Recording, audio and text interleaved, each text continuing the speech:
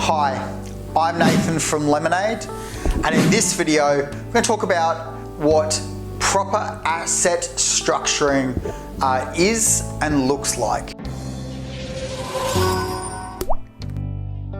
Now this is going to be highly controversial. I completely admit that right now, because what I find in the marketplace is that a lot of people think if they put a trust up, then that is the answer to their asset protection strategy.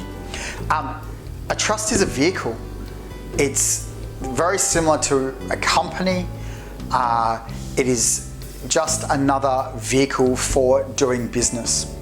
Now, why people think that a trust will save all of their assets is because you have a corporate trustee that sits below that trust that incurs the liabilities, because a trust in itself is not allowed to incur liabilities. However, it's been held by the courts that a trustee, regardless of its form, so it could be a corporate trustee or an individual, has a right of indemnity against the trust assets. So what does that mean? It means that the trustee can sell trust assets to pay the liabilities that it has incurred on behalf of the trust. So with that being said, you may not be as secure as you think you might be. When I look at structuring for clients, I look at what their needs are.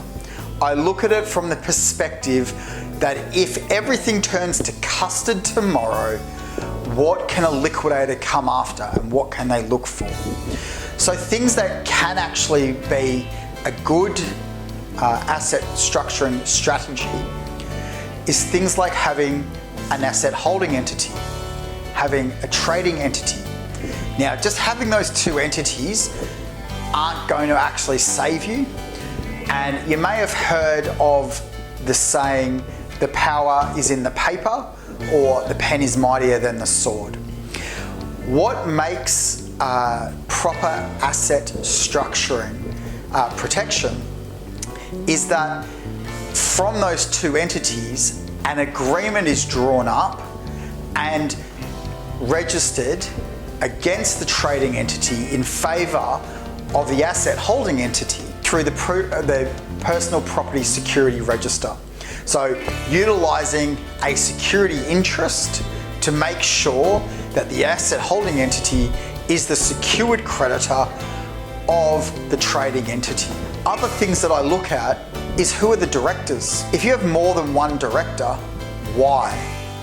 And I ask this a lot of clients that come to see me. Now, I completely understand husband and wife team, they both want to be the director. But if it all turns to custard tomorrow, what is a liquidator going to be looking at? They're going to be looking at the assets of all the directors, so both husband and wife. So it's not a great idea to have two directors on a company. If there is a reason, and one question I do ask is about trust. If there's a question of trust between the directors, why are you in business in the first place together? So if you want to talk more about asset protection and proper structuring and what that looks like and how we can help you to put together a proper asset protection strategy for you that will meet all of your needs, give me a call today and we'll put that together. Of course, we'll do the hour consultation free to see what's going on, to see how we can actually help you. If we can utilise your existing structures, we will. That will save you on cost. But we will look at what is the best way forward for you. Hope that's been of help to you. Reach out if you need a hand. Thanks for listening.